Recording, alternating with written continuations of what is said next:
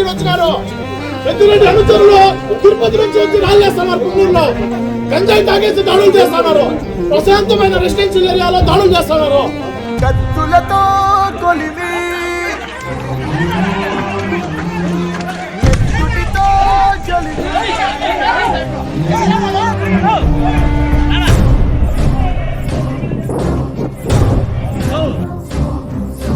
కత్తులతో కొలిమి నెత్తుటితో చెలిమి ఎత్తులతో ఎదిగి నిచ్చెన పాముల ఈరోజు పుంగూరు పట్టణంలో ఏదైతే పెద్దిరెడ్డి మధున్ రెడ్డి గారు, పెద్దిరెడ్డి రామచంద్రారెడ్డి గారు అధికారం ఉన్నా ప్రతిపక్షంలో ఉన్న పుంగూరు ప్రశాంతతను నాశనం చేసి అప్పుడు కూడా 560 మంది పైన కేసులు పెట్టి వాళ్ళ జీవితాలతో ఆడుకున్నారు. పోలీసుల పైన దాడులు జరిగినాయి. సామాన్య ప్రజలు ఇబ్బంది పడినారు. అదేవిధంగా ఈరోజు ప్రీ ప్లాన్ చేసుకొని సుమారు 200 మంది ఎంపీ రెడ్డప్ప గారి ఇంట్లో ఉండి రాళ్ళు, కట్లు, రాడ్లు, మారణాయుధాలంతా ఎత్తుకొని తరుముకొని కొట్టిన ఘటన ఈరోజు పుంగూరు పట్టణంలో జరిగింది.